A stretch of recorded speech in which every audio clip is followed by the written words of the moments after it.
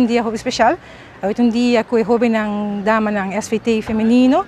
Tá rebeijo da rond af na primeira parte de trajetória de SVT. É parte bonita, porque temos primeiro grupo de muita mulher.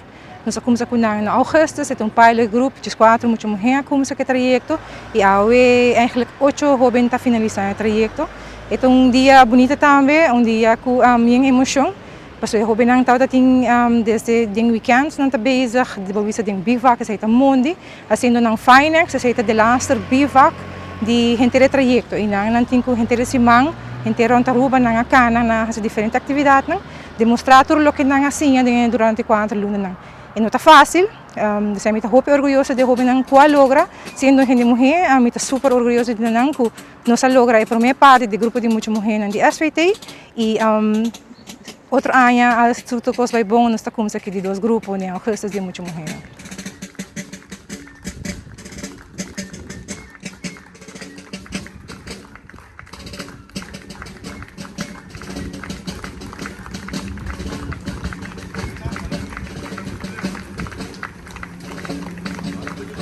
No basta bom, nós também acaba com a passa nós finalizar de 3 grupos de SVT. Eu tenho visto que a maioria de jovens acaba no trabalho, outro jovem não também de 1 de 2, botar também que não tá bom bezig, a maioria de não, já sempre tem de não toch que tá cai back, pero botar toch a maioria de não tá bom bezig, sei tá assim nós super contento.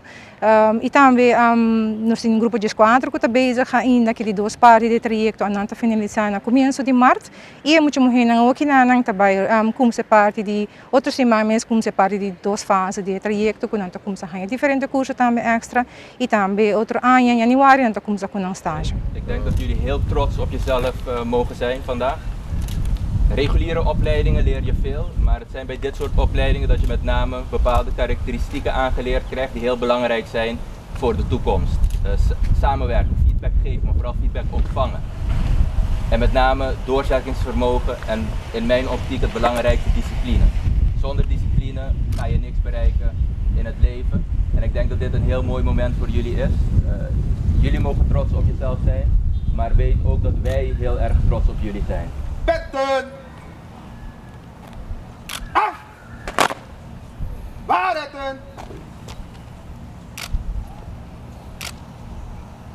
Op!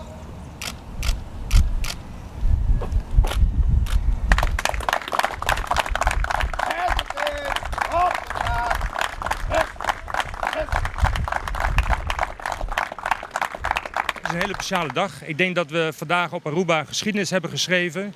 Een samenwerkingsverband tussen de kazerne en het land Aruba. Eigenlijk met Defensie en het land Aruba. Om een sociaal vormingstraject af te ronden. De vormingsfase daarvan met dames. Toen jullie in augustus binnenkwamen, zei ik al dat ik trots op jullie was. Dat jullie de ballen hadden en het lef om de poort van deze mariniersgezinnen binnen te komen.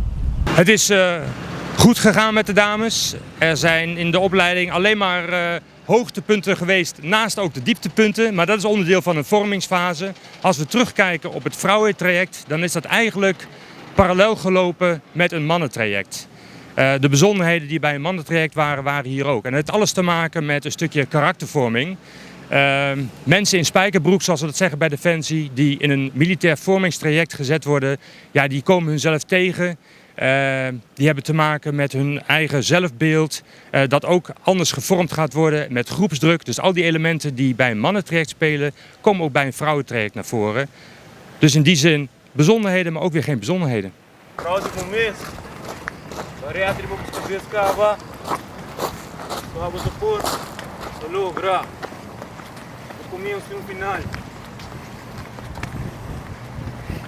Links, 3, 4, 5, 6,